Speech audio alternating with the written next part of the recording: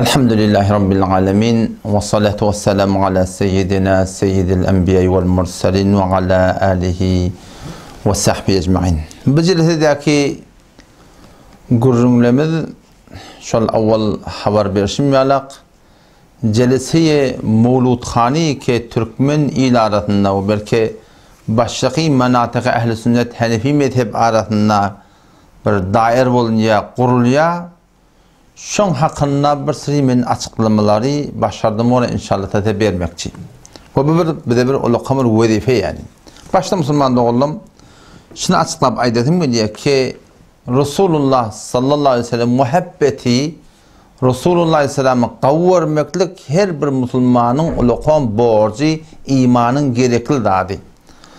Resulullah sallallahu aleyhi ve sellem'in ödünden gurun etmeklik, doğmaklığından gurun etmeklik, doğuyan yağdaylarının halatlarının gurun etmeklik, şuna mene, şuna değişiklikte haytı bir dağından gurun etmeklik, hatta şunun eşeğinden gurun etmeklik, koyundan gurun etmeklik, atından gurun etmeklik, haytı bir dağdaki Resulullah sallallahu aleyhi ve sellem'in taalluqı babada şundan gurun etmeklik, ol Allah Teala'nın rahmetini indiriyen dat yani.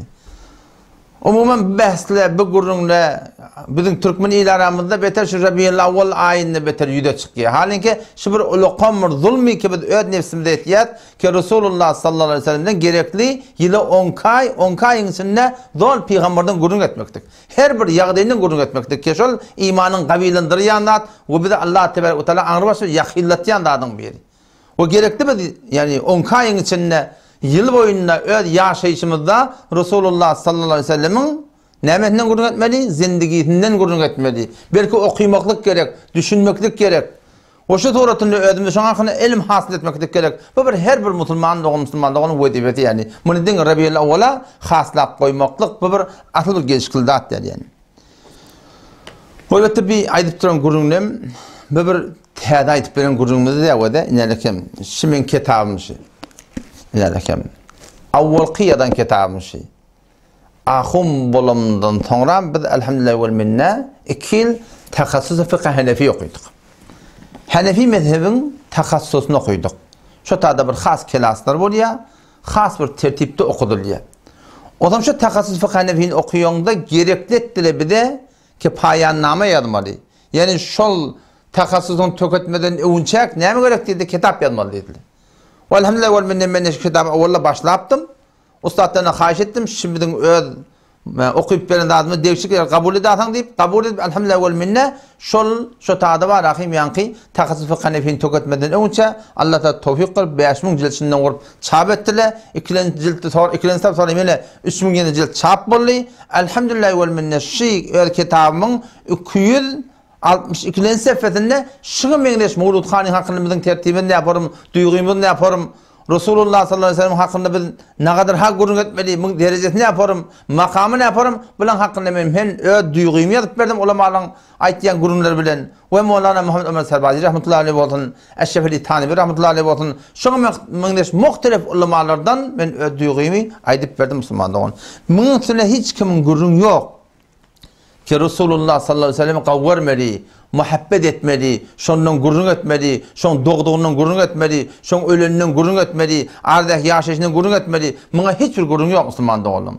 Ama gurrun ne mağtına, gurrun şunutuna ki her bir edilen işi ki Ummet-i İslam'da şun bir manayı din, bir manayı ibadet, bir manayı sevap edecek bolsak, şuna ne gerek oluyor? Kitabı oraya etmek gerek oluyor Müslümanlar. Eğer biz ettiyen ibadetlerimiz, ettiyen sevaplarımız, hayta bir ibadet deyip ettiyen atlarımız, kitabın tertibine oraya bulmaz Müslümanlar, Allah Teala onu kabul etmiyor yani. O kıyılan takda var akım, Mevludkhani'nin hakkında Türkmen ilarından alıp barayan Mevludkhani, Qiynan taqda kitabı orada. Kitabın aytyan tertibini orada. Yoksa marahim Hanefi mezhep boyunca ulamaların aydan dağdına edip verecek koyan. Şu dadaki men kitabımda yazdım, şuna edip verecek koyan. Şu dadaki başka ulama Hanefi'nin kitaplarına yazıptırlar, şuna edip verecek koyan. Neme o da şu ki yani vağan eğer marahim edilyen datlar, okuyulayan tertipler kitabı oraya bulmasa Allah Teala kabul etmiyor Müslümanlık oğlum. Ben şuna edip verecek koyan. Yoksa marahim sen yıl boyunca peygamberden gurrun et. Yıl boyunca gurrun etmeli, yıl boyunca gurrun edeyli, yıl boyunca şunu kitap okuyaylı, yıl boyunca şunu malahim şuurda celetere tutaylı. Hava, Peygamberin ullamaklık taydan, Peygamberi marif etmeklik taydan, Peygamberi tanıtmaklık taydan. Bununla bir hiçbir irat yok. Ya hamana şu biz Obama'da şu tamam teyzen eli mescid ba. Şu teyzen eli mescidin malahim 8'sinde ittifakı bir celetede kurtola, ittifakı. Milleti çağırmak yok, üşürmek yok. Hay geleverin ha. Mulut celese kuracak ha. Burada yok, burada yok. İttifakı şun Peygamberin bolongun yerle gel. Bir adamlar mescidin adamla gurrun de versen. O şadorutunu gurrun verdi Türk gittin. Bunun da bir irat yok Müslüman'da oğlum. Emma şu Türkmen ilarındaki ravaci edilip duran Mevludkhani kıyınan tatlı Müslümanların kitabı orada. Ben başardım orasını aytıp vereyim Müslüman'da oğlum. Avvela Müslüman'da oğlum şunu bileyli. Mevludkhani'nin şu başlamaklığı bilen ondan berde ki 7. qarnına 700. ilden beri başta qaydanat Ehl-i Sünnet ve Cemaat'ın arasında şondan berde de Hanefi mezhebin ulemalarının arasında da iki grup olupturlu ulemalar şey yankı Mevludkhani'nin hakkında. Doğru mu ya doğru değerinin hakkında Hanefi mezhebin ulemaları iki grup olupturlu Müslüman'da. Eşkhas imamlarında İmam Rabbani rahmetullahi Müceddid-i Elfesani diyorlar. İmam Rabbani rahmetullahi bilkul çizi bina Mevludkhani'ni kullen reddediptir. Şu Peygamberin bolonğunu ya Peygamberin şoňa mesajını üjüp de gurrun etmeklikden kullen reddediptir. Oňa mı deyip, eger bana adacık ejade berden kullen men deyiptir, iyi tereke bararman deyiptir. Ke şun kon gynandak da şu biziň aramyzda bolagly. Nälekim adres bereyin. Men aýtýanda atlam öz jibimden aýdamak, öz aklımdan aydamak, öz fikrimden aydamak, öz duygumdan aydamak uzman doğan. Hanefi mezhebin kitaplarını mesela aydıp vereyin, şu aytacak da atlam. Yani bu kaptalda Hanefi mezhebin kitabı, bu kaptalda Hanefi mezhebin kitabı, bu da Hanefi mezhebin yazılan atlam Müslüman doğan. Gidin okuyun men aytýanda atlam. Görün yani, vagan şu aytýanda atlam, bamiye yok Müslüman doğan. Nelekim İmam Rabbani rahmetullahi aleyh, mektubatı İmam Rabbani, maruf mektubatı öyle hem yerde de ba, avval cildinde, 273. sefedinde, hava. Başta yanlıştım. Avvak cildinde 273. mektubunda 616. seferdinde çapı cedid çaptan. O yine 3. cildinde 72. mektubunda 517. seferdinde şu Mevludkhani hakkında gurrun ediptir. Ne diye? Mektuma diye. Yani eytiyle Allah hormatlı vayttığı. Be hatere faqir miresat. Men duyguyma şu geliyor diyeyim Rabbani rahmetullahi. Tasaddeyin bab mutlak ne konan. Şu Mevludkhani deyiptir. Kullen bilkul bağlamatala. Evne geçmesele deyiptir. Bol hevesan. Olur ki öyle hayhatlarının gidinde kitap bilen işleri yok, mezhep bilen işleri yok, şeriat bilen işleri yok, din bilen işleri yok. Yöne aklına fikrine öyle düdüyen adamlar var. Ola deyiptir memnu nemigerden. Böyle el çekmerle bundan deyiptirler. Eğer entek tecvizkardan biradacık şuna etmeliyip ecade beratak deyiptir. Muncar ve besyar hahatçut deyiptir. Ken munkarata barar iyi deyiptir. Qaliluhu yufti ila kathir yufti ila kathira. Şun adı deyiptir köpten köp betbaqti günahkarçılık bir elter deyiptir ki qiyinandak da şuun şol bolğul yani. Pesonne aşqat İmam Rabbani rahmetullahi aleyh köyde Naqşbendi tohlan başlıklarının biri şu nämek çizi benamı Mevludkhani'ni kullen reddedip de kabul eden hak yani. Şimdi qiyinandak da şular ki şun bizim mantığı Türkmen saramızda hulata forum Mevludkhani'ye baş olup berle. Hop öllerini sofu bilýärler. Bu öllerini Naqşbendi de bilýärler. Eger şöyle öller Naqşbendi bilýän bolsa, indäki İmam Rabbani rahmetullahi aleyh kullen çizi bena Mevludkhani sen kabul etmeyipdir. Maňa näme jogap bermeli şular? Maňa näme jogap bermeli? Şayet diýildi da başga birinin fikrini tutýar diýildi. Bu faqihde diýildi. Hop, soğukçylyk hakynda Naqşbendi'de çizi bena zikir cehr yok Müslüman doğanım. Ve Hanefi mezhebin öz aslı fetvasında da zikir diýerli hofiye bolmaly. Nälekim İmam Rabbani rahmetullahi näme diýär? Awwalky jildinde mektubat İmam Rabbani'dan. Nälekim 266. mektubunda 589. seferdinde kullen Naqşbendi'de tariqi Naqşbendi tawsulda çizi benamı zikir cehr kullen yok diye Müslüman doğulum. Hop şu Mevludkhani etbilen Naqşbendi Müslüman doğulumuz zikir cehr etdiýärlimi zikir hofiye etdiýärlimi. Aslında şulan şu celese zikirlerinin ödi. Ki şu tadı barahim ya Allah deyip de qiyqirýarlar. Naud billah ya Resulullah deyip de qiyqirýarlar. Naud billah ya Evliyallah deyip qiyqirýarlar. Kullu şu zikirlerinin öde, zatlarının öde. Şu da gözümüzden gören zatlarımız var da şunun hemme tertiplerinin köpsi zikir cehr bolugly. Näme İmam Rabbani rahmetullahi näme diýär? Onu aydan okuyup bilen öde. Lihaza azin caz ki sema raqsa tecviz ne kerden diye. Ka Müslüman doğulun soruyor, Seyfiye doğulun tertibi ne doğru diye. Men niye hopşolu öldürün Nakşibendi diyerli da. Seyfiye doğulum önüne Nakşibendi diyerler. Tez Seyfiye doğulum önüne Nakşibendi biliyorsunuz. Yani git mektubatı okuy. Avvakı cildinle 266. mektubunla 509. sefedinle çapı cedidinde ne mi diye. Leza azincaz ki semavraqla tecviz ne kardan diye. Sema diyen şu surutkhanilerine diye. Nakşibendi'de çizi binamı surutkhani yok deyiptir. Varaksi köşede kıyırt çığırt bökyanlara belli burada yok deyiptir. Ve ahvali ki böyle mutereddit etmiş etibar ne nemude? Belki zikr cehre bid'at danesi men fermuden diye. Kim ayıptır? Merakken yok o zaman. Ama Rabbani rahmetullahi aleyh Nakşibendi'nin ulukon piri sizi ki Nakşibendi diyersiniz. Men hem Nakşibendi tohlan piri. Nakşibendi tertipte çizi binamı zikr cehre esen yok Müslüman doğulum. İlerle kim siz şunu nereden getirdiniz ilerle kim? Siz de Nakşibendi biliyorsunuz. Mulut haniyinizde de sizin zikriniz cehre. Mulut kayının gaydidi de ki her hafta bilen penşembe gün ya düşenbe gün öz mescidlerinde 3 yarın zikret yarın şonda da sizin kıyınandak da zikriniz zikret cehar böyle oluyor. Hop şimdi Nakşibendi de yok da Müslümanlık. İnelekim yine şol yankı adresta avvak cildinde 266. mektubuna 509. sefedini yankı koyup verdim. Şimdi 590. sefedine ne diye? Akabar interik. Yani Nakşibendiye tertibin ulu kolları her kadar men zikircel inhe mübalağına mayan vakti ki inheme ulu kolları zikircel etmeli tavsırıp durlar diye es-semâ'u raqsu vacı tabarıcı çoğu yani. Olur ki Nakşibendiye surudu okuyallah o kıyır yerle çığır yerle ona ne diyeyim Nakşibendiye. Vakti Nakşibendiye Allah deyip kıyırmaklığı icazı vermektirler. Öz zikirlerine zikri hofiye olmalıdır, zikri kalbi olmalıdır.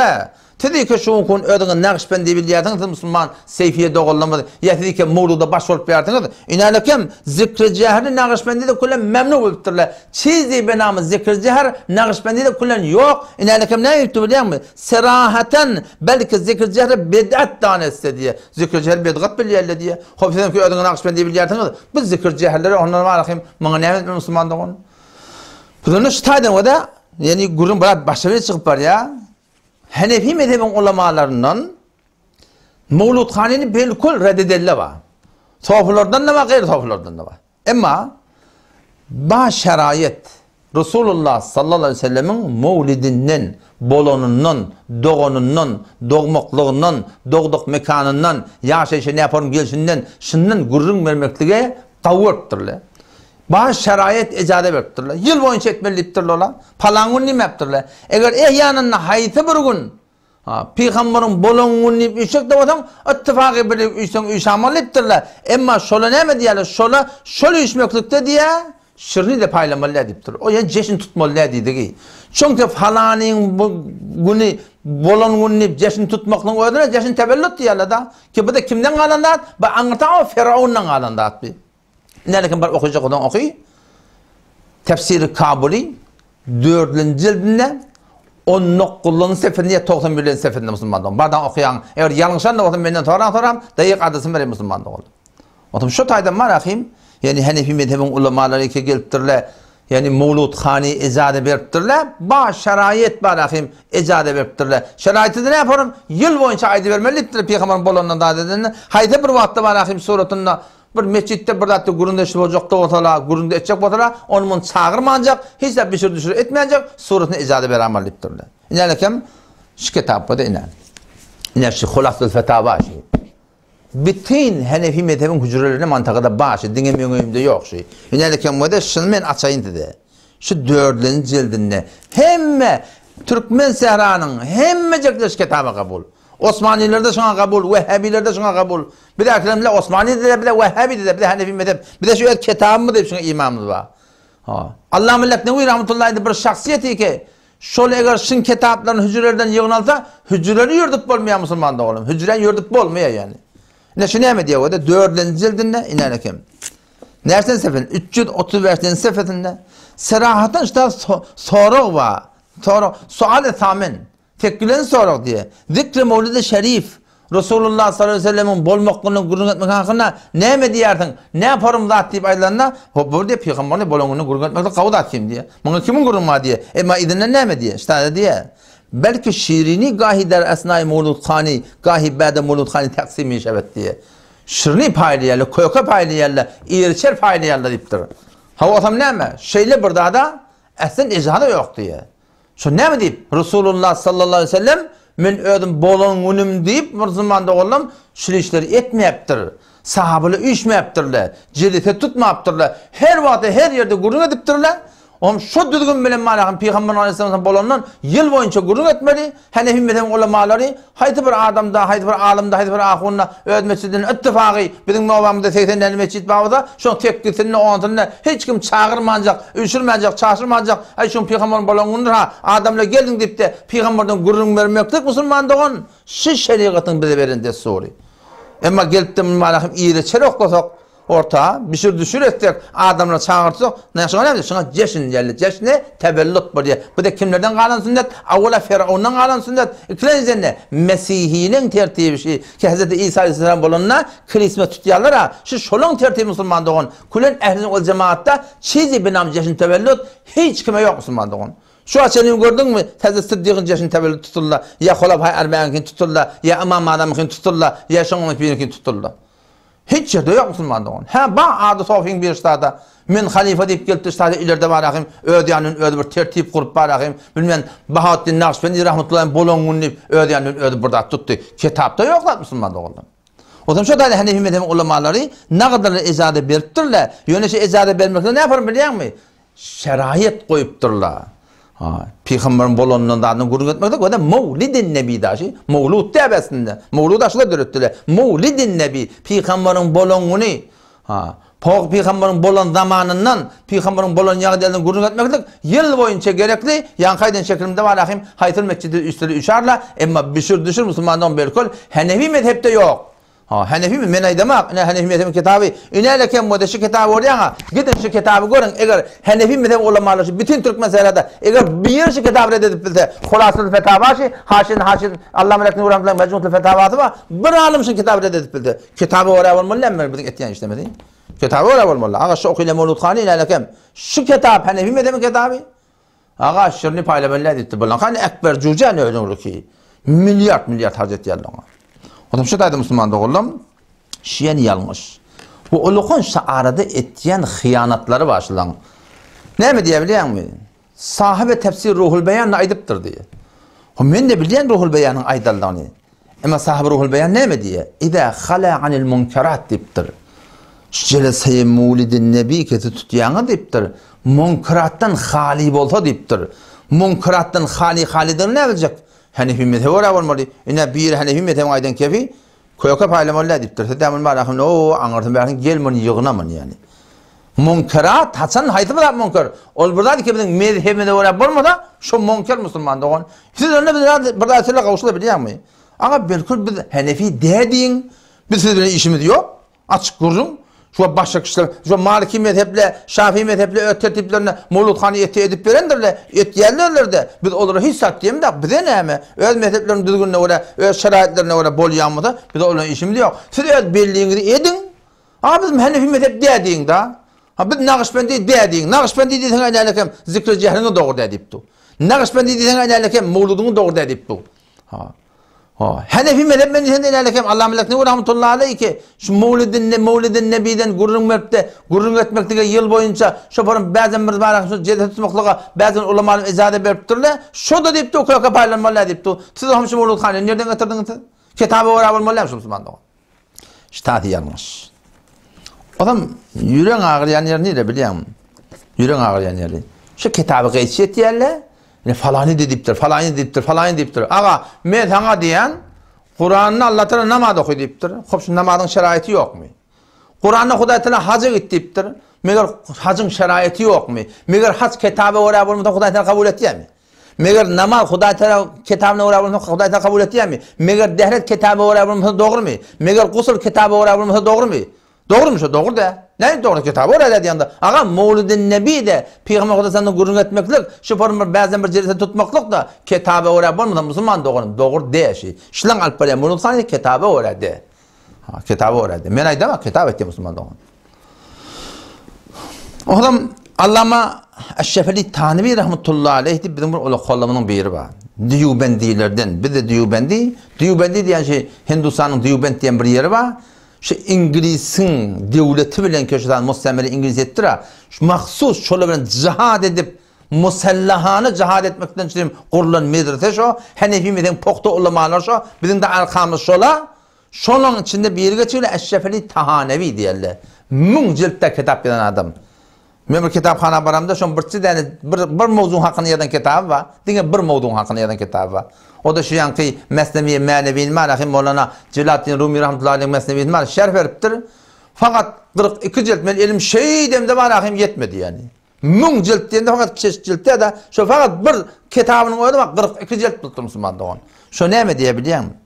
Olay diye da ki hareket diye de yanki falani icade veriptir, falani icade veriptir diye sonra cevap veriyor. Bu hazarat bi yani şöyle kolla Allame Suyuti Şafii mezhep. Hoşta torutna Mevlana Hayr rahmetullahi aleyh. Hanefi mezhep. Eğer bir zamane में होती है, अगर शोला दशमाना दा बोलता और उन मफासद को मुलाहाजा फरमाती, शोला दशमाना एक मुलूद खानीन मफासदन görtediler, तो खुद men फरमाते. शोला da icade vermediler, bu doğru dedi badarlar diye biliyor musun?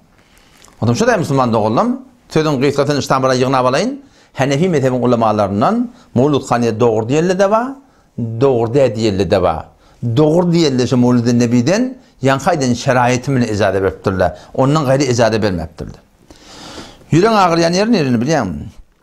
Ağa geliyor Fezai Mecazi'de story koyuyor. Gariplere kömek ettiyen oğlan, yetimlere kömek ettiyen oğlan, garip katar gözleyen oğlan, elem cehennem ekşin tanıya doğru. Story koyuyor ne mi diye? Story koyuptur tamam. Mulut Khan edip cildeleri tutturla. Şöyle ekçek şeriye diyor da. Diğer keşferhay İslami ve ol guberdari ezanha ma kocayı karim diye. Ma kocayı bilmiyor diye. O da bunlar da peygamber olacak. Ne cildeleri tutketmiyor diye. Ağa sen ödün bellet kimliğini men Hanefi mezhep dedi bir sözün işimiz yok. Oğlum Malikidir, Şafii'dir, Hanbeli'dir, her kim olsun bir de öyle işimiz yok. Teorimizde haberimiz yok kimliğini. Aslında Fezai Mecazi'deki çektiğini akidere neyme etimat basın edip verirler olsun. Bize neyme? Ağa bir de Hanefi mezhep. Sen ki geliyordun öğün bir neyme diye nakim? Onun bunun gevunun olacak olup ertesi gün onun bunun şundan bana garip kadar kömek alacak olup sen şu form şeydik gelip yerdin. Sen gelip bak neymelin belli. Hanefi mezhep mi Hanefi mezhep demin. Hanefi mezhep deyin bu gururumuz yok. Var halan dedi ben ağaçan. Hanefi mezhep bunun ma kocayı karim de. Ma hemin cayı karim ilem kitabı mezhep Hanefi. Hanefi mezhep kitabında şu doğru diye. Sizin ettiğin işlerin doğru diye Müslüman doğru. Story o ya. Dedin hiç kes ne goft diye. O da hiç kim rahatlayım yaptır ha diye. Ne diyor? Türkiye'ye gidip harc et yerle diye. Bilmeyen o konsepte tetlo gidip harc et yerle diye. Hiç kim onu yetimlere vermeli vaydanak diye. Peygamber'e muğlu tutun da şey diye yerle diye. Gördün o döneyin. Sen ki bir klas savada dinin yok. Sen ki bir klas savada dinin yok. Sen gelip şu meydan okumakla konserte tetlo hiç kim onun dininden bilenek. Ola öldür şu günahkarçılık. Türkiye'ye gidip bari fesat et yerle o dini zaten hemen sana. Keten gelip Mevlud Khan'ın şıngır kızıyatın. Siz Mevlid-i Nebi'ni Peygamber'in desturu bilip durtunuz. Hazreti Ebu Bekir ayette diye ayetiniz. Sıddık ayette, Faruk ayette, Hazreti Ömer ayette, Osman ayette, falan ayette, falan ayette. Aynı şey Peygamber'in hükmü, şeriatın desturu deyip siz edip durtunuz şunu. Şu taydan şunu doğru diye ki kitabı orada diye. İnki falani gidip o tayda konserde tetlo tut ya yeni burada diye o bizim emir yaptı var ahi. Ya ortadan yanından birini dağsan haç diye, dağsan eydi kurbani, hacca giderlerine diye inem harc et yerle diye. O şuna harc edenle o ne yetimi harc etmeyen değil mi ya deyiptir. Baba şey mulhetlen aytiyen kefi, Müslümanın aytiyen kefi de hacca bir gittiyat Allah Teala'nın hükmü harc etiyat. Yetimleri de harc etiyat, hacı da harc etiyat. Ayda kurbanın kurbanlık çalıyat. Neyin ayda kurbanın harcını yetimleri vermeliyim yat. Çünkü Züdeygan'a Huday'dan hükmüş o. Huday'dan hüküm bokturun adı, sen o yetim gödermektik ayrı bir hüküm, ol bir ayrı bir hüküm. Çünkü sen ahli neymi atmayın da şey Müslüman'da o. Ya oradan mefasede yani fesatlı toylarının ne harcını neymi yetimleri vermiyor diye kim vermeli diye diyor. Kim fesatlı toyları var ecade veriptir. Kim silahları doğru diye diyor. O zaman soram neymi diye şey diyetti o da. Ama merasim sade despokta xanvadagi ra. Beter sade kesin merasimden kaldı. Ekber Cüzde'den kim der o? Milyar harc etiyordunuz. Ne mi sade on? Ama merasim sade despokta xanvadagi ra tirhay zehralud ve doktori nezeriye perdaz kemişe der keminen serkelişin peyda mişi. Yani bir diye Peygamber canım orada okuyacak hak diye şöyle diye dürü burada diye. Ağa biz sizin fakat Mevlid-i Nebi'nizde de attığımda 7 gün ay 40 yıl boyunca taymanna ay 40 yıl iketip ama biz yıl boyunca doğrudan aytıp ketip. Dinge mungurun der ol. Yani ağlayarsın ahir. Ya seni ki ötüşersin Mehrem'de tadaka verip de qadan tadaka verdilersin. Hazreti Hüseyin Hasan radıyallahu anh bizim canımız kurban mısın? Bizim canımız feda olsun. Bizim o muhabbetimiz var. Ha, ama teneger muhabbetin bağlısın mı da ne mi şu kakadının manakım sünnetine tert gelip Mevlud yani Mehrem'de gelip qadan harpıştırıyordun. O da terhiliye ki kaçtırıp. Ayşıl peygamber kavurduğun mu şu? Hasan Hüseyin radıyallahu anh canın malın feda ettiğin mi şu? Teneger vağın Hasan Hüseyin radıyallahu anh kavuryanmadan şun kakadının sünnetinden ki Resulullah sallallahu aleyhi ve sellem ile sen şuna giderdin Müslüman da oğlum. Ya şuna mühendes var ya biz bol peşine haberimiz var ki. Yetimlere kömek edecek diye o bimarlarda öyle şeyle hele kaçtırıp bırakayım. Şu da koşuş ketip ya. Hay şeriatın şuna icazet vereyim sana. Ağa yetimlere kömek etmek şeriatın hükmü değil mi? Namehremde riayet etmek de hele şeriatın hükmü. Halal haram taygırmak da şeriatın hükmü. Sen ne ettin bunu? O taraftan sakab ettin, bu taraftan kebap et yatın. Huday Teala'nın haytını kabul ettin. Haytını kabul ettin. Ağa dehret kılıptı. Bismillahirrahmanirrahim diye. O taraftan şiiri açık koyuptur biliyor musun? Şol şarlaptı. Ferişleri heyrandır ustadı. Şimdi ne mi yazmalı bizi? Sokağını ya değil mi ki dehek kılıptı. Günahını ya değil mi ki hemen israf edipti. Ferişleri de sen yalak adamdan etiyenişine heyrandır yani. Ne mi yazmışlar adamın? Şu adamın ne mi yazmalı? Bir taraftan herkes kaçtırıp gitmiyor. O taraftan yetimlere kömek ettiyen, bir masalara kömek ettiyen gitmiyor. Ağam Allah hidayet etmişler. Hobi kurundan çıkar Müslümanlık olan. Yeni bir düşünmeli daha başladı. O da bir de ne ehli sünnet diyorlar biliyor musun? Bir de ne ehli sünnet diyorlar? Çünkü biz sünnet-i Resulullah sallallahu aleyhi ve sellem'e göre amel edenlikleri. Şunun şimdi şuna ne mi diyorlar? Sünnet diyorlar Müslümanlar. Bir de ehli sünnet diyorlar şunun şimdi. Ki biz Resulullah sallallahu aleyhi ve sellem'in sünnetine mutabık bulalım mı diyerek bir de var ehli sünnet diyorlar. O da sünnetten çıkın ne mi var ya? Ehli beygat böyle yaptın. Şu sünnetten çıkmasızlık gerek. Sahaban yanında biri atgırıptı. Elhamdülillah ve selamu ala Resulillah diye atgıranına. Hazreti Ömer radıyallahu anh oğlu şeyle oturmuştuk. Onu falan ediptir. Biz de atgıriyat ediptir. Biz de esselatu ve selamu ala Resulillah diye ediptir. Yani atgırana peygamberime elhamdülillah diye beni öğretti ediptir. Sen bunu ne arttırıyorsun diye onu biliyor musun? Bir de ehl-i sünnet şunu şimdi diye de biliyor musun? Biz sünnet-i Resulullah sallallahu aleyhi ve sellem'e oraya amel edildiğimizdir. Bu da ehl-i sünnet diyorlar. Sünnet diyorlar peygamberin eden işi, peygamberin eden tertibi. Şun eyden ne oraya etmek diye şuna sünnet diyorlar Müslümanlar. Şu da bir de ehl-i sünnet diyorlar. Hazreti Ali radıyallahu anh birin orada diye. Ayet namazda var ya da ağladan bulan. Ayet namaz okuyulmaya biri Allahu Ekber deyip nefile duruptur. Şu başına kalktı diye. Poz namazını deyiptir ona. O ne mi deyip? Peygamberin sünnet diye. Ayet namazdan önce nefile okuymaklık peygamberin sünnet diye. Poz bunu deyip diye. Şimdi bilemez yanlardı mı? Bir de şunun için ehl-i sünnet diyelim Müslüman'da oğlum. Ya buradan şu iki namazdan sonra hay ihlas Allahu Ekber deyip nefile namazda dursa kabul olmuyor. Allah Teala kabul etmiyor. Şu ne deyip? Peygamberin sünnetine ters Müslüman'da oğlum. O şu tayden bir de şundan için bir de ehl-i sünnet diyorlar ki biz sünnet-i Resulullah sallallahu aleyhi ve sellem'e oraya amel etmeli. Her bir dadımızda, toymuzda da şeyle, yatımızda da şeyle, nikahımızda da şeyle, takkalımızda da şeyle, balık giymemizde de şeyle, salam vermemizde de şeyle. Şu salam veriyor Türkmeniyle ne kadar ileride var da. Ne kadar ileride var. Ertin namazdan sonra şeyle çıkıp tekelem salam veriyorlar. Allah-u Şamil rahmetullahi aleyhi şu kitabı kime arkamda dura. Sonra ne mi diye? Şu diye Ravafid'in yolu diye. Ehl-i sünnetin tertini de kullanıyor halaf. Ehl-i sünnetin kullanıyor tertibi diye. Ehl-i sünnetin tertibi diye. O talam vermenin ne ayıbı var? Talam vermenin ayıbı yok. Yani talam vermenin de peygamberin tertibine uğra olmalı. Peygamber kodesem talam vermenin kaçan iptir? İndel liqa iptir. Tatacağım olsun talam vermeli iptir. Ertinde man çıkıp şeyle tevrem talam vermeli diyen tertip peygamberin tertibinde yok. Bir de şunun için ehl-i sünnet diyelim Müslüman da on. Her bir etiyen işimizi sünnete oraya etmeli. Yoksa Huday Teala kabul etmiyor. Yoksa bir de ehl-i bedgat böyle Müslüman da on. Talam vermenin ne ayıbı var? Sadaka vermeyen ne yapmayı var? Ama ayı 47 yıl ne doğru de? Çünkü sünnet-i Resulullah sallallahu aleyhi ve sellem ki bir adam var, bir öyle ayet düşenle şu taşta öğrenekle şu hanıvadeyi meyite idirmelidir Peygamberimiz. Ama bir ne ettir? Doğrusu hanıvadeyi meyite halka idirtiyat, neçe milyon harc ettiriyat. Peygamberin sünneti tertmeye şey. O şunun için şuna doğru değil. Şimdi bilemez yani adamı. Peygamber her bir ettiğini işimiz Müslüman'da olalım. Sünnet-i Resulullah sallallahu aleyhi ve sellem oraya bolmalı. Yoksa Allah Teala kabul etmiyor Müslüman'da olalım. Şu tayden bir de ehli sünnet diye Allah'a. Öyle mi ehli sünnet diye ama Yani ehli sünnet men niye öyle sünnete mutabık de? Hop sen ehli sünnet men niye modan Resulullah sallallahu aleyhi ve sellem ayetten okuyan Mevludhane'yi ediptir mi? Vallahi yani etmeyiptir. Onu ne bulu onu Hazreti Ebu Bekir ediptir diye, Umar ediptir diye, Osman ediptir diye, Ali ediptir diye ağlayarla Müslüman da oldum. Berden becerdiğin kitaplar var, şundan ait ya, anırda hissat yok. Hissat yok, ağlayarla milleti. Yok aslında, berden ait ya Allah. Hazreti Hasan Basri Bey deyiptir, falani Bey deyiptir. Ya orada ne emet yani? Peygamber Aleyhisselam salavat vermekten hakkında ne kadar hadisler ettir da şu salavatın hadislerini murdun yüklek öğreyerler. Berden ait ya Müslüman doğan. Hiç bir dat belli bir tertip kulün ehl-i sünneti yok da Müslüman doğan. Peygamber şunu düşünelim Müslüman doğan. Bir de ehl-i sünnet ne için diyorlar? Çünkü biz sünnet-i Resulullah sallallahu aleyhi ve sellem amal edildiğimi direktli. Ten sünnetlerini ne bilecek? Sünnetlerini bilecek olan Hanefi mezhebe oraya bol.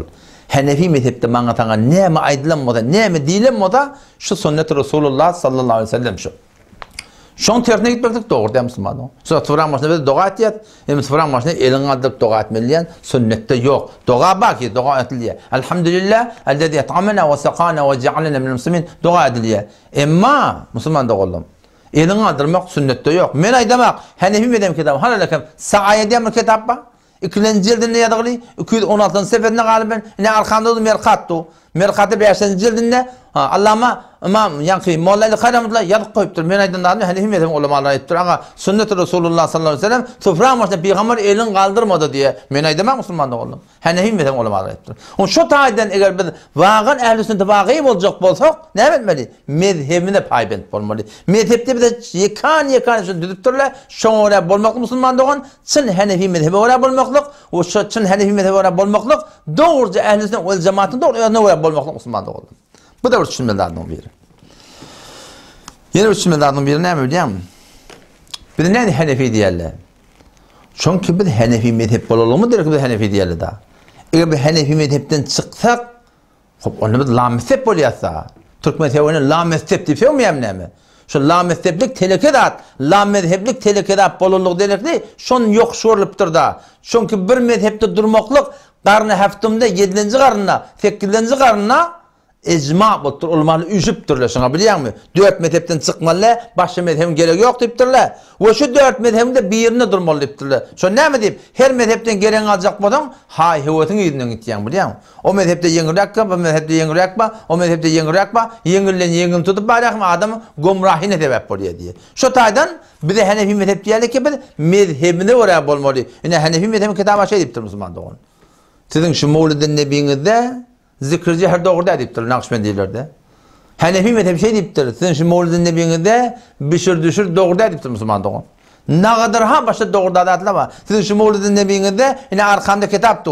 Allah Meleknevi rahmetullahi aleyh Mecmu Resulü'ne 5. cildinde 34. sefetinde dedi ki Peygamber ruh gelip turuyardın dahi. Şuna batılın minel abatil bir batıl deyiptir şu. Şu Hanefi mezhepte şeyle geldi. Hanefi mezhep bodanın şunun doğru deyip. Sizler Hanefi mezhep bolsanız bu hukmu Kur'an hele erken arasında 53. ayette Sure-i Ahzab'da ve izâ sâltumuhunne meta'an fes'alûhunne min verâ hicab hele erken arasında perde bolmalı deyiptir. Sizin ahunçluğunuz biz görüyoruz. Sizin marahim celeseliniz biz görüyoruz. Haberimiz var da. Olmayan inim yol mutaliyanına bazıta ahun moddur. Şu mevlidilerden bazıta ahun moddur. Gittim diye hükümede diye. Oham diye bardım diye gördüm diye. Ona ağam diye, en şu sen aytiyanın diye, ekardundan sen farkı yok diye. Mescidin seni helefe kaçık etmiyor diye. O sizin şınıyını doğru diye Müslüman doğru. Siz eğer vakın Hanefi mezhep olsanız, neymiş lan doğrulama yaptınız? Siz Hanefi mezhepten sınmada, işte doğrulamalı lazım yani. O zaman şurada Müslüman doğrulum. Biz ehli sünnet, sünnete uğrab olmalı. Biz Hanefi mezhebe uğrab olmalı. Mezhep boyunca Müslüman doğrulum, bir de Hanefi mezhepten çıkmakla icadı yok Müslüman, hiç yoktu yani. Hep burada bayöne. Hanefi mezhebin ulamaları her vakitte mujtehidini fil mezhep oluyor mezhebin içinde. Hayti bir vakitte başka mezhebe fetva verdiler. Hayti bir vakitte Hanefi mezhebin bir delilin zayıf görüp de başka mezhebe fetva verdiler. Aslında hadise öyle fetva verdiler. Bizim müşkül mü diyor Müslüman doğan? La sünnetli bizim bir kitabımız var. Allah'ımız Zafer Ahmet Osman rahmetullahi aleyhi yaptır. Eşrefili Tanevi rahmetullahi aleyhi elini aşağını yaptır. Şunu ince bir yerde mezhepten çıkıptır. Biz bile bekleyip durumda. Şunu vacid şerayet, şunu başarayan adam Bir de onu keplemeyat Müslüman doğan. Bir her kim mezhepten çıkmalı demeyat. Belki şeraiti ba adam mezhepten çıkıp da bir fetva verdi. Bir de göde sürmet yat. Bu ne etti deyip durmaz Müslüman doğan. Ama umum Türkmen Müslüman doğanlar ağım olamdı ki. Men de şon biri bir de böyle bir makam derece yok Müslüman doğan. Mezhepten çıkar yanık yani. Bu da bir bilmeli adım biri. Hop, vaktimiz bir göreyli. Birazcık vakt kaldı. Yeni bir soran bir şey, soran oluyor da ki hop, şu diye hadis okuyallar şu diye da hadis okuyallar diye. Hop, hadis okuyallar, hadisten fetva veriyorlar. Cin dağıt yani bu gösteriyor. O taraftan ona Vehhabi diyorlar. Şu Vehhabi diyorlar, hadisten fetva veriyorlar. Kur'an'dan fetva veriyorlar. Hanefi minniyen adam mezhepten fetva vermeliler. Buna ne demek diyorlar? Mezhepten fetva vermiyorlar. Hadisten fetva veriyorlar. Hadis aytıyorlar. Şu öz mevlud hanilerini doğrulacak oluyorlar da. Şuna fetva verecek. Şuna doğru diyecekler. Bir hadis okuyorlar. Ne mi diyorlar o da? Ve su'ile an savmi yevmil ithneyn. Resulullah sallallahu aleyhi ve sellem'den soruldu diye düşemmeun aradadan. Düşemmeun arada tutmaklık nece sorultur da. Ona dâke yevmun Vulittu fihi deyip yapma. Şu düşemmeğin bir günü ki ben dünya getiririm deyiptir. Ya Resulullah düşemmeğin neyin arada tutuyan deyiptir da. Onu ben şu bir günü ki ben şu ne ettim diye. Şu dünya getiririm diye. O başka yerine ya maşuda diye beni peygamberliğe getiririm diye. Ya ben Kur'an indirli diye. Derhal suret. Düşemmeğin ne arada tutuyan diye ne peygamber kadar ama ne diye şu bir günü ki beni dünya getiririm. Şu ne ben düşemmeğin ne diye arada tutuyan. Şu an yıl boyunca düşemme bilen perşembe arada tutmaklık mustahap, sogaplı yani. Hop, bula ne diyorlar? Şu hadisi getiriyorlar. O hem ne diyorlar biliyor musun? Yani peygamber de diye öl bolongun niye ceşin tutuptur diye. Gödün o döneyin. Başın o döneyin. Peygamber'e arada tutuptur. Size iyi yertine bakayım. Doğrunun tertine bakayım o. Peygamber arada tutuptur. İyi meptir. Siz Peygamber'in bolongun siz iyi yertine. Ehl-i sünnet boyunca o da Peygamber kodasa burada eden olsa haytı bir yerde şunu ütgetmeklik hakkımız yok. Resulullah sallallahu aleyhi ve selleme men şu doğun günüm deyip hoş olup arada tutuptur. Size mi tertine iyi yertine yani. O belek boldu ki mon necesi var akim hadise orada amel edenler yani. Hadise peygamber arada tuttum deyip tu. Siz aytım o tutfraya diyorsunuz. Şu hatta bir şey adamlar var da bilen Türkmen ilarında. 2 ayal almak, 3 ayal almak, 4 ayal almak peygamberin sünneti diye. Yanlış görün. 2 ayal, 3 ayal, 4 ayal almak sünnet Resulullah de. Ola şeraiti ba adam, kuvveti ba adam, mali tadan, fikri tadan, ruhi tadan, cismi tadan doğru taklap bilecek bolsa icadatı var. Sünnet der o. İcadatı var Müslüman doğan. Hatta şu bir ayarla doğru taklap bilmeyecek olan şunlar molla Müslüman doğan. Bir ayarla doğru taklap bilmeyecek olan. O 3 güçte 4 tane dursun. Hop şunları ki şun kun şeydik gelip yerle. Dedi ki şun kun ödünüz var ak yol falan yol. Kadim yol, Bukharan yol. 2'den 3'ten 4'ten ödün şagirtten bunu alıp gelip yerdin. Hop sen eğer Resulullah sallallahu aleyhi ve sellemin namayendesi bolayammasan, canişini bolayammasan, el-ulema veresul enbiya bolayammasan, Peygamber'e bir sideni gıydallı, qalanı dulallı. Sen ne edip kesip yersin onunla? Eğer şu Peygamber'in sünneti bolayammasan, sen için Peygamber'in sünneti bilayammasan, sen ne edip himmetin gıydalayan onunla? Qalanı dulalmalar sende. O da 50 yaşlı, 55 yaşlı, 45 yaşlı. Sen eğer vağın Resulullah sallallahu canişini bolayammasan, el-ulema veresul enbiya deyip Peygamber'in canişini bilayammasan, ulemalar keden ödün şun canişini bilayammasan, senden 2'den alanda, 3'den alanda, 4'ten alanda, ya öz şagirtlen alanına, sen ne dulalmayarsın onunla? Hey, işlerin de konuşabiliyor musun? O da Peygamber'den sorularına ne mi diye? Düşenmeğin arada tutacaksın. Ne mi için yarsın okuda? Şovunu yemin dünya getirelim diye. Peygamber'in içine oraya etmeliler. Siz eğer vağın Peygamber'in içine orayasın sünnet deyip 3 ayarlı 4 ayarlı alayanmadan da siz ne deyip bir yerin Peygamber'e size ne kıydalı da? Qalan dolarlı. Siz ne qalan dolanmayarsın onlarla? Öyle hay hevetlerine oraya ne mi diyelim biliyorsun mu? Tefsir et diyelim. Onu da ne yapacağım ben biliyorum ki. Peygamber kıydalıptır diyor. Peygamber yaralarına kıydalıptır. Sana kıydalı mı yaptır ki? Peygamber canişini akıyım. Peygamber yol kıydalıptırmaya başla. Sen Peygamber canişini olsan, sen Peygamber ormatar olsan, sen Peygamber yanı oturan olsan, sen ne diyorsun 3-4 tane kıydalıyarsın akıyım. Sen dulalmanla kalansın şey değil mi? Aynı öyle hahişatlarına öyle, öyle nefslerine öyle Müslüman doğru ne diyorlar? Hadisten fetva veriyorlar biliyor musun? Başka istatta yani. Hadise geliyor. Hadise geliyor. Hadise ıslah ediyor. Hadise çıkıyor. Ebu Leheb Peygamber ağatı diye. Hop Peygamber düşman mı dünyadan gitti ya. Toramın dişini görüptürle. Otam ne yaparım yağda deyiptir. Onu hiçbir hayır görmedim ta deyiptir. Yönü deyiptir şu Peygamberin bolongun düşenme gün deyiptir. Şu düşenme gün Peygamber bolongun ne men hoş olup kenidi adat ettim deyiptir. Şu kenidi adat edildiğim direkli şıpstadın sen çökücü ol ya şeyden de. Çökökten başladın bana su içirliye deyiptir biliyor musun? Su içirliye deyiptir.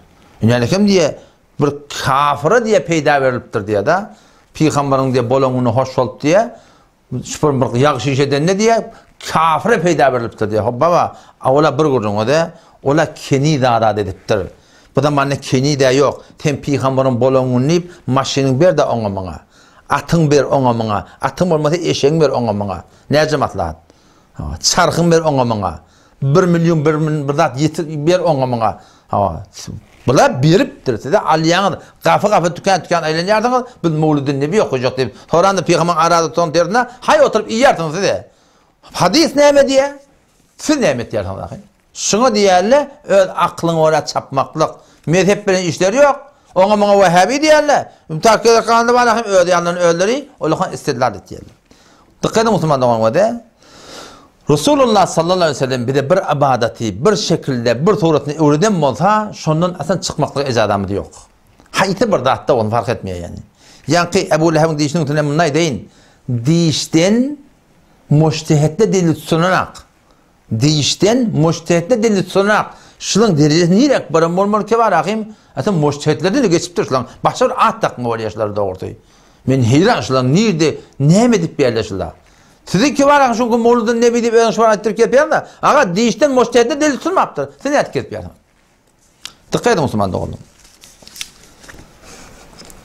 Hayti bir ameli ki Resulullah sallallahu aleyhi ve sellem'in sabit bulunmasa ta kıyamet senin şunu ütgetmeni hakkımız yok. Ne bir vaga okuyun. Hazreti Ya'la bin Umeyye diye. Ne mi diye? Tuftu ma Ömer bin Hattab. Hazreti Ömer radıyallahu anh tavaf ettim diye. Mekke'de demiştik de. Hazreti Ömer radıyallahu anh yanına demiştik de tavaf edip yerlemiştik de. O hem ne mi oldu diye? O festelimen rokun. Şurada rokun yemani deyip birden rokunla tutunma da şunu şeyle tifalamalı. Bol muhaddastan şeydir diye biliyor musun? Onun şunu rokunun yemani niye? Hakikat diye. Onun diye İslameti Hazreti Ömer radıyallahu anh. Onun Ya'la ne mi diye? Fekuntu mimme yeliyel beyt diye. Men niye Kabe kolu yakın canladım diye. Felemme belat ruknul garbi. Ol şu 4 küncünden fakat bir çizgini şunu tifalım Allah. Ol aşağıdaki rukuna tütüne baramda diye. Cerer tabiye diye. Elim diye çermedim diye. Şunu şey tifalacak oldum diye. Hazreti Ömer radıyallahu anh meşa'nuka deyiptir. Nemet yan deyiptir. Ona ele testelim. Ben tifalım Allah'ım deyiptir. Onu Hazreti Ömer ne diye. Elem tetuf ma'a Resulillahi sallallahu aleyhi ve sellem. Temel Peygamber Efendimiz'den tavaf eden akmol. Onu ettim. Eferaytehu yestelim hada ruknul garbiyeyn. Şu iki tane ruknu garbiyeni, sütunu garbiyeni sen Peygamberden gördün mü?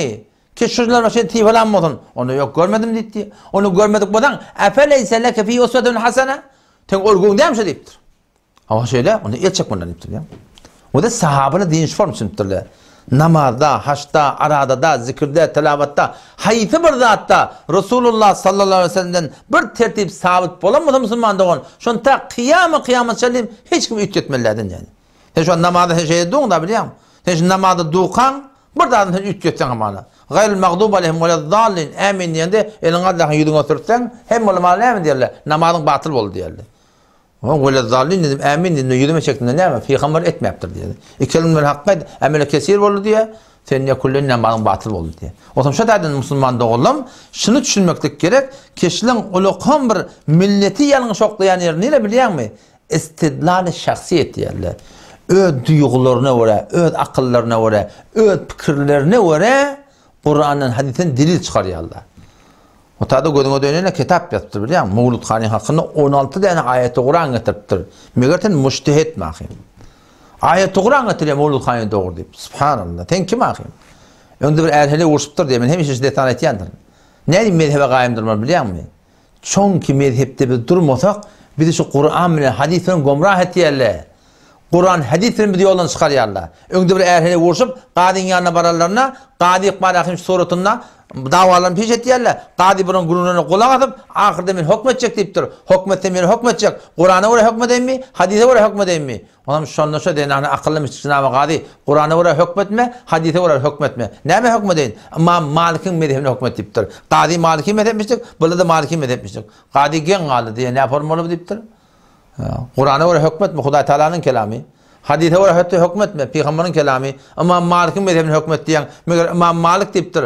Huda bilen Peygamberden goýanda mı diýende o denen näme diýip bilýär? Ýok, sınavy gady diýipdir. Belli kim diýipdir? Huda bilen Peygamberden kim goýanda boljak? Ýok, sınavy gady diýipdir. Men sen Kur'anyň hadisiň düşünşiňe etimadym ýok, anamym ýok. Men İmam Malik'e anamma diýipdir. Bir de şu Müslümandan oşaýtýar.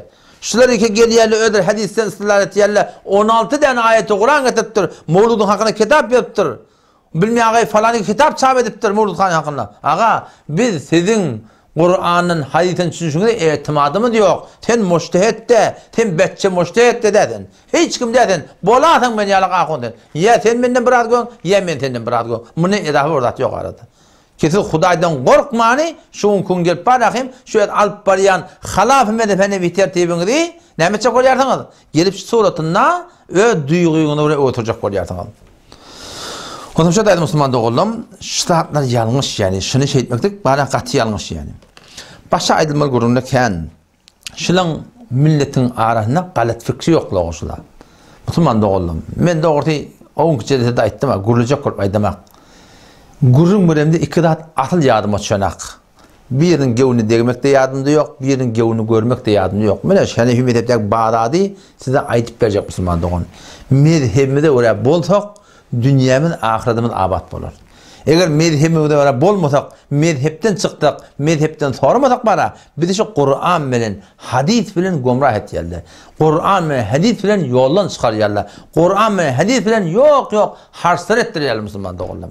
O zaman şu da inşallah Taala öz mezhebine paybant bolaydy, mezhebini bileydi. Haýty bir ýerde sorasaňyz, barın, her tertibin ýanyna barın. Siz millet seçmeli bolýaňyz. Siz kandid seçýäňiz, şura seçýäňiz, fermandar seçýäňiz, bagışlar seçýäňiz, şäherdar seçýäňiz dämi? Eýlen şu Müslüman dogan. Ahullar da siz seçmeli. Açyk görün dogry. Siz seçmeli ahulları. Ahullan gawutsa we teleketse ba. Bizim içimizde de bizde bir cemaatda, bizim içimizde kavudeken, teleke deken bizim aramızda. Kavuyumuz da var, telekemiz de var bizim aramızda. Vamal peremiz de var, mümrişet peremiz de var. Akım olan avreynle peremiz de var, din yolunun, canından, malından, avreynle hemmelerden geçip, hemmelerden serfet peremiz de var. Bir de siz yapır cemaat, siz de işte aynı baştaki cemaatları seçsiniz diyalak, akım molları da seçin. Nemme bilen, nemme düdüğünü bilen Müslüman da olalım. Hanefi mezhebin düdüğünü bilen. Hem akıllara ihtiram koyun. Her zaten Peygamber'in tecrübe başında, Peygamber'in doğanı mensular geyiptir, Peygamber'in hakkını en önüne, Peygamber size mengeşirektir. Siz de hürmet edin. Emma kim moktada, kim men, kimi üymeli, kim men başlığım, kimin iyine düşmeli, Müslüman doğan, ol bir ahum mollu iki, Hanefi mezhebi oraya bolsa, Hanefi mezhebi oraya kesse, Hanefi mezhebi düdüğünler bolsa Müslüman doğan, şoňa göre bolma Müslüman dogan. Şu bana taňa bir ak ýol şu. Şu Bukharaň ýoly ýara, şu Hanefi mezhep şu. Şu kadim ýoly ýara, şu Hanefi mezhep şu. Haýdy bir dap bolan, Hanefi mezhepde barmy? Maňa taňa göýürsüz Müslüman dogan. Aga gelýär barahym falan ahun. Ne ötürüm men onu güzel dedimi? Teşehhüdde eşen la ilahe de qadrib illallah diye yatırmalıydım da. O qırı-qırıga talıp ýa. Hanefi mezhepde teşehhüd İbn Mesud'un kıynalıptırlar. İbn Mesud'un teşehhüdünde yok. Baba sen kim, men kim?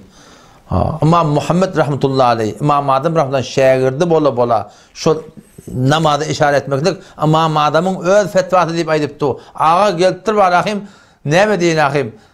Bir de kim ağzıma alamayın. Allah bilir, bolup bersin, ne yaparım ki gelip bar ulukon Hanefimizin fuqahaları var. Sırahatın aydı koyuptırlar şu bana deyip.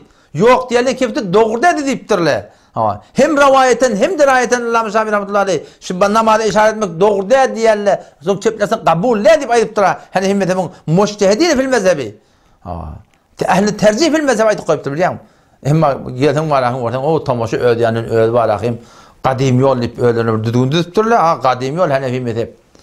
Kadim yol Hanefi mezhep. Dünyanın bir zaman olan bir yer diye de biz diye kadimden kadimine düşüyor diye. Şimdi kadim 150-205 tertip Türkmenistan yörük geliyor diye şu doğru mu Müslüman doğan kadime peygamberimi dedim onun İmam Adam dedim şu kadim bana tanı biliyor musun? Burada berdekiler kadim değil Müslüman doğan Berdekile kadim de ki, berdekile 150 yıl, bizim dinimizde 150 yıl verdi yok ki. O 1400 yıl Amerika'dan. Muhammed rahmetullahi aleyhi arka kayıp tura. Eğer şu alıp bariyan tertip kitabı oraya bolmasa 100 tane ahunuşun teyidi de kitabı oraya bolmasa ne bidat var? Ne Hanefi mezhebi kitabı da şey. Ne şimdi şu kitabına adres verdim. Eğer şimdi aytyan adam bir ahun reddedi bilasın. Kişiler da yok diye batın. Başartaydı adın. Ne aytın o? Ne Hanefi mezhebi kitabı da Mecmuatul Hulasul Fetava 4. cildinde Mecmuatul Fetava kaptanına Allah melekine rahmetullahi aleyhi bütün Türkmenistan kabul eden alimi ne mi diye peygamberin bolonunu projesi tuttuğunu şunu şirini paylamallar diye. Şunu eğer vağın kadim yol olayamada kitabı var Müslümanlar şey değil mi? Açık Kur'an'ın beter kendi inşallah Allah da tevfik verse indiki celle Allah'ın netice inşallah bakalım ayet verelim. Vesselamu aleyküm ve rahmetullahi ve berekatuhu.